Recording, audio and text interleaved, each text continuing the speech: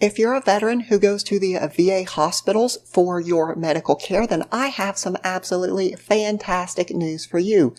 On average, Veterans Affairs hospitals tend to outperform their civilian counterparts. This means that just by choosing the VA as your healthcare source, you're probably already getting better treatment than what you would get in the civilian sector. But we all know that not every VA hospital is created equal. So what is the best VA hospital? Well, if you had the time, you could sort through over 400,000 rows of data, or you could just watch this short video.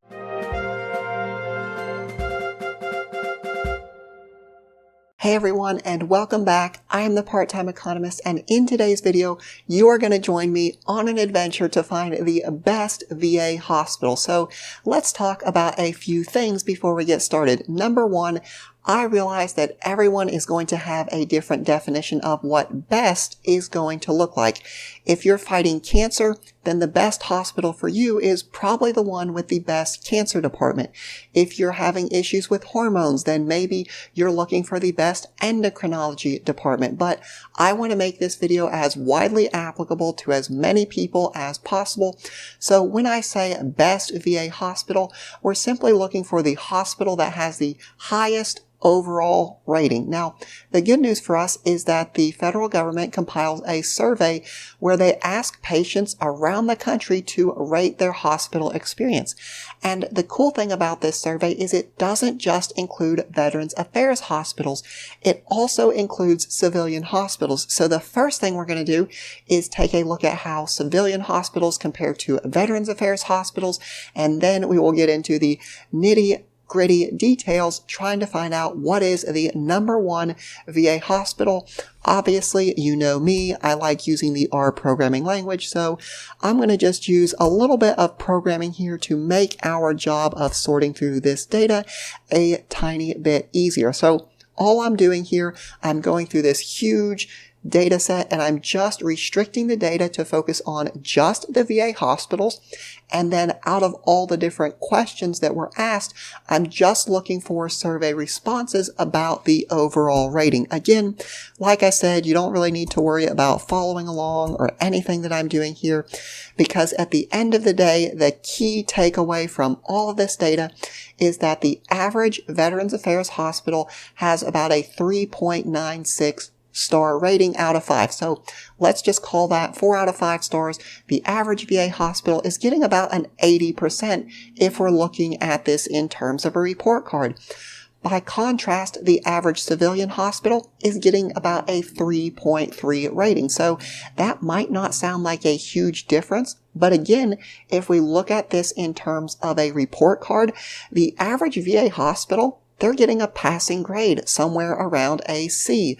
The average civilian hospital, they are getting a failing grade of about 66%. So that's just a reminder that as veterans, we should be grateful, we should be happy for these great resources that are available for us. But again, let's just suppose we want to dig a little deeper and find out the best number one VA hospital. How can we do that? Well, what I'm going to do is I'm going to again restrict this data set just to VA hospitals. And then once we filter by VA hospitals that only have a 5-star overall rating, we can see that there are 19 different VA hospitals that have a 5-star rating, which is absolutely fantastic because it means that you as a veteran, regardless of what area of the country you're in, you probably have a good VA hospital somewhere close to you. But this does make it a little bit problematic for us to determine the number one hospital. So if we can't find the best VA hospital based on the overall rating, what can we do? Well, the good news is that this survey not only asked about the overall experience, it asked a ton of different questions. How clean was your room? How good were the doctors at communicating, right? A lot of really important questions. But again, we want to find the best overall. So I'm going to choose 2 additional questions. Number 1, how good were the doctors at communicating? And number 2, how clean was the hospital, right? Nobody wants infections.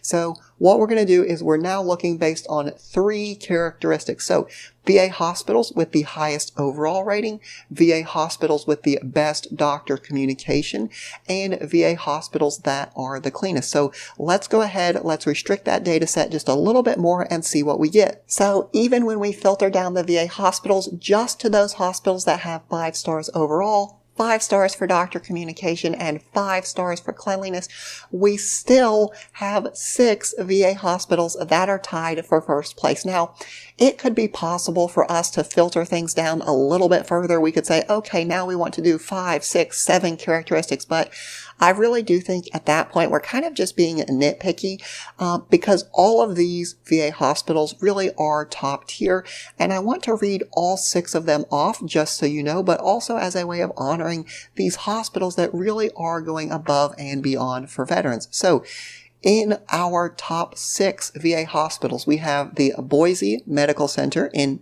obviously Idaho. We have Fargo. We have Fayetteville, Arkansas. Do not confuse it with Fayetteville, North Carolina, because those are definitely 2 different hospitals. We have the Grand Junction VA Medical Center in Colorado. We have the Sioux Falls Medical Center. And then, of course, we have the Togus VA Medical Center in Augusta, Maine. So there you have it, the top 6 VA hospitals. In my opinion, they are all tied for first place, but the biggest thing to remember about this video isn't necessarily what is the best VA hospital. It's to honor how far the VA has come in just a few short years. Because if you think back several years ago, VA hospitals did not have a great reputation. And we see here that they are now consistently outperforming their civilian counterparts. And that doesn't happen by accident. The only reason we have these great VA hospitals, the only reason we have access to this medical care is because of the people that are working in the VA, but also because all of you are going out there and voting for representatives who prioritize giving the VA funding, holding the VA accountable, making the VA great for veterans. So if you like having these benefits, if you like having these great VA hospitals and compensation and all of these things that help veterans, it is critically important for you to get out and vote this November. So obviously, I do want to say I am not by any stretch telling you who you should vote for, but I'm saying if Veterans Affairs benefits are important to you, then you might want to consider that when deciding who to cast your ballot for. As with everything, I do appreciate you watching the video. I hope you found it useful, and I will see you next time.